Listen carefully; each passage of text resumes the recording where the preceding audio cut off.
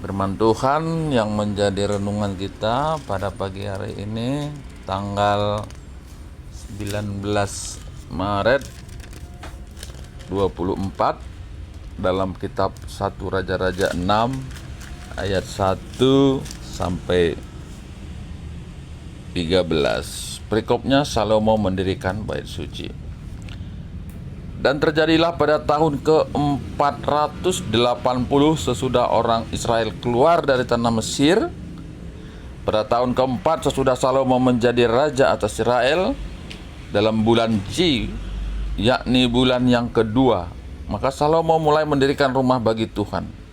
Rumah yang didirikan Raja Salomo bagi Tuhan itu 60 hasta panjangnya dan 20 hasta lebarnya dan 30 hasta tingginya. Balai di sebelah depan rumah besar rumah itu 20 hasta panjangnya menurut lebar rumah itu, dan 10 hasta lebarnya ke sebelah depan rumah itu. Dibuatnya juga pada rumah itu jendela-jendela yang rapat bidainya. Pada dinding rumah itu sekelilingnya didirikannya kamar tambahan, sekeliling ruang besar dan ruang belakang, dan seluruhnya dibuatnya bertingkat-tingkat. Tingkat bawah 5 hasta lebarnya, yang tengah 6 hasta, dan yang ketiga 7 hasta. Sebab telah dibuatnya ceruk-ceruk pada rumah itu sekeliling sebelah luar, sehingga dinding rumah itu tidak usah dilobangi. Pada waktu rumah itu didirikan, dipakailah batu-batu yang telah disiapkan di penggalian, sehingga tidak kedengaran palu atau kapak atau sesuatu perkakas besi pun selama pembangunan rumah itu.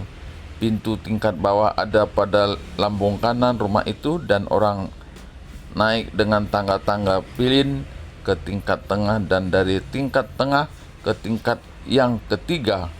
Setelah ia selesai mendirikan rumah itu, dibuatnyalah langit-langit rumah itu dari bingkai dan pemapan dari kayu aras. Dan setelah ia mendirikan kamar tambahan itu pada rumah itu sekeliling, yakni setiap tingkat 5 hasta tingginya, pada rumah itu ditutupinya dengan kayu aras.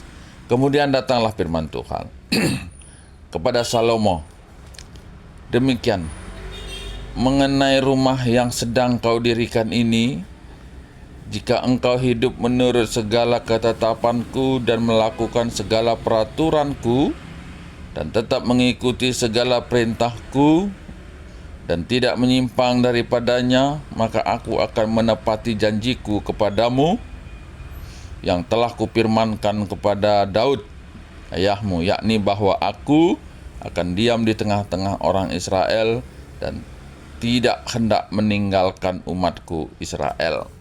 Ya, sampai di sini.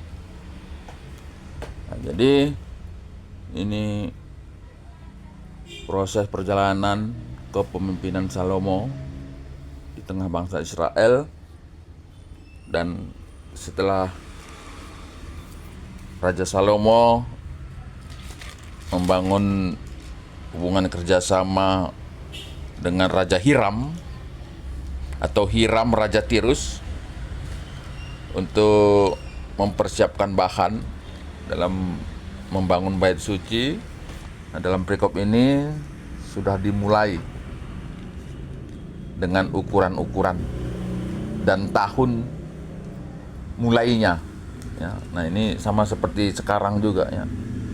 Ketika orang membangun rumah, biasanya dicatat juga di situ kapan dimulai, dan ukuran-ukurannya juga disebutkan. Dan dalam proses perjalanan pembangunan ini turun firman Tuhan yang mengatakan jika Salomo tetap mengikuti segala perintah Tuhan, maka dia akan menepati janji yang difirmankan kepada Daud, yaitu bahwa akan tetap tinggal bersama orang Israel. Nah, kalau pesan Daud kepada Salomo sebelum dia meninggal, dia bilang untuk tetap taat terhadap perintah Allahnya Yakub, Ishak, agar kerajaannya itu tetap ada padanya. Ya, kerajaan tetap artinya pada generasi ke generasi berikutnya. Nah, yang menjadi renungan kita adalah bagaimana firman Tuhan ini yang turun kepada Salomo, dan tentu ini juga bagi kita. Ya, tentu bagi kita. Bagaimana Salomo yang adalah raja pada waktu itu, ada satu pesan yang disampaikan kepada Daud bahwa kalau dia taat, maka kerajaan itu kan tetap. Nah, kalau kita lihat dalam kehidupan dunia ini, banyak ya orang-orang yang tiba-tiba melejit, tapi kemudian karena tidak taat, akhirnya ya hilang begitu saja ya. Saya kira banyak contoh para pejabat negara. Ada dulu orang Batugana ya, masih ingat Kilang Batugana yang ke Medan ini, iya, bayar tabur-tabur uang ya. Tapi kemudian akhir dari hidupnya adalah di penjara dan kemudian meninggal tidak lama. Bagaimana orang-orang yang terkenal dengan sumpahnya Ahok ya, yang dia berlawanan dengan ketua dewan si Dudung tuh, siapa namanya itu juga begitu. Salah satu orang yang memenjarakan, tapi kemudian dia tiba-tiba sakit ya, katanya sakit jantung, mati. Nah, ini sebentar lagi nih pelantikan anggota dewan dan presiden. Dan syukurlah kalau ada pendeta yang duduk di sana ya. Mudah-mudahan pendeta itu menjadi teranglah bagi penyelenggara negara ini. Tapi kalau tidak, nah itu yang kita takutkan, sebagaimana janji atau firman Tuhan kepada Salomo. Bahwa kalau dia taat, maka bukan tidak mungkin dia akan terus dipakai pada periode-periode berikutnya. Tapi kalau dia tidak taat, bisa saja belum pun berakhir masa jabatannya akan ya berhenti dengan apapun penyebabnya, kita nggak tahu. Nah, sekarang ini kan siapa juga duduk ya, Badikanita. Ya, mudah-mudahan menjadi orang taat supaya Tuhan tidak murka. Karena janji Tuhan pada Raja Salomo ketika dia membangun rumah Tuhan,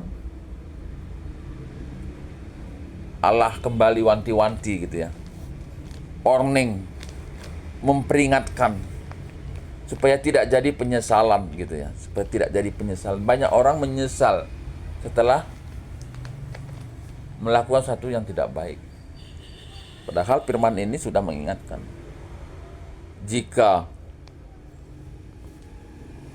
engkau melakukan segala peraturanku dan tetap mengikuti segala perintahku dan tidak menyimpang, aku akan menepati janjiku. Aku akan diam di tengah-tengah orang Israel dan tidak hendak meninggalkan umatku Israel. Nah, konsep dalam dunia saat ini ya mungkin kalau tidak itu dilakukan, mungkin sakit penyakit yang amat sangat gitu ya. Seringkali itu menganggap bagi orang-orang yang tidak taat bahwa Tuhan itu jauh. Mungkin itu yang terjadi gitu ya. Tuhan itu akan meninggalkannya dan akan jatuh dalam penderitaan.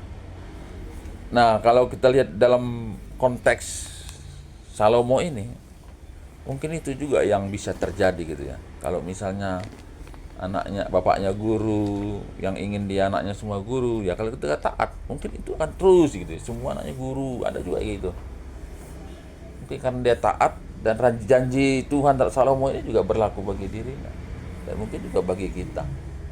Nah, ketika kita inginkan gitu ya, siapapun kita, orang tua menginginkan anaknya sesuatu yang baik gitu ya.